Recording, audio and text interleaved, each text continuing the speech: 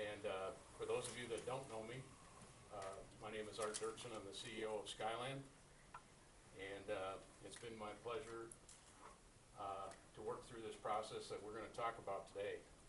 And, you know, for those of you, and I apologize, I met a lot of new people this morning, and I probably don't know all the names, but for those of you that are wondering who what we call in Southwest Kansas, who the suits are, we've got some very important people here today, and it's my pleasure. We have the Secretary of Labor for the state of Kansas, Mr. Jim Garner is here. Steve Zink, and I'm not sure, Steve? I'm the Director for Industrial Safety and Health. Okay, and then also we have Glenn Taylor. Glenn Taylor, who is the OSHA regional person on the federal government side, is that right? Located in Kansas City. And they'll introduce their staff, the least of which that I worked with, and we worked with the most, starting in August of '05, was the first time that I had the pleasure to meet Mr. Ken Beaker.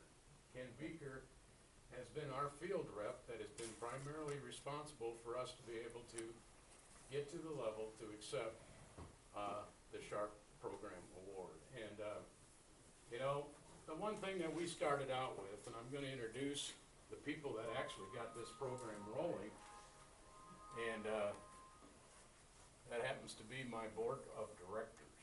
And for those of you that ever worked for a board before, they do make a little subtle suggestions here and there.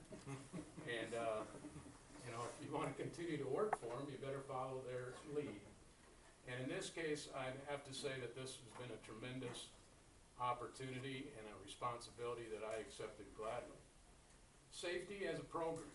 You know, we can take a look at it from an economic viewpoint and say, well, what happens if you don't comply with OSHA standards? Eventually, OSHA has a way of making you comply.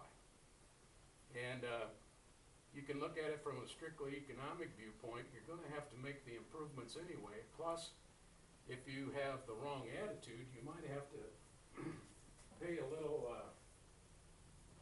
what would I say, a speeding ticket here and there? Kind of a fine. And the reason that you do these things are not strictly economic. If I had to take a look at this starting in August of '05, Ken, I'm going to say you probably made 6 field trips out here and inspections. Yeah, well, And in that, or more.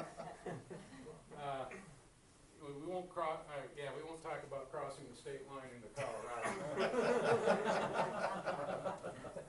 And in fact, our Colorado. I know nothing about that. What he's talking about. Our Colorado facilities qualified for the award. However, Colorado said, no, we've got to do it ourselves. So they've kind of taken that process and on the 2 facilities that we have in Colorado. But the reality of it is, in starting out with this program in August, that was the first time I'd ever learned about the SHARP program. And you know, Ken explained it to me. He said, well, if you sign up for the SHARP program and you meet all the qualifications to get into it, the one thing, the benefit that it does is it exempts you from OSHA inspections while you're in the SHARP program. Now, that was the first thing that I heard. The second thing is we're going to do inspections and correct anything that we feel is unsafe. Well, it's our estimation through this process, Ken gave us a little over 300 recommendations in all of our facilities. And out of those 300, he didn't let a 1 get by without correcting. Now in that process, we estimate that it's taken, if you want to include fall protection at our rail loadout sites, that it's taken us about $250,000 to comply, and probably somewhere in the neighborhood of 500 to 600 man hours. The net result of it being, it's an economic impact, but the result being is the things that we gained that you can't measure.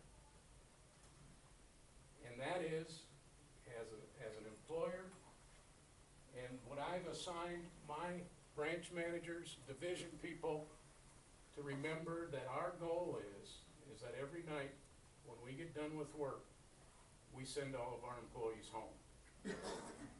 That's the most important thing. And in the industry that we're in, you'll have to agree, it's probably one of the most hazardous. You don't have to try to figure out how to get hurt. What we have to do every morning when we go to work is think safety first.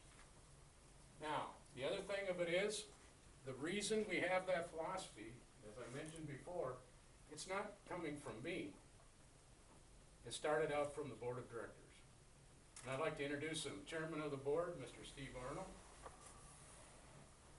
The vice president, Mr. Pete Getzman.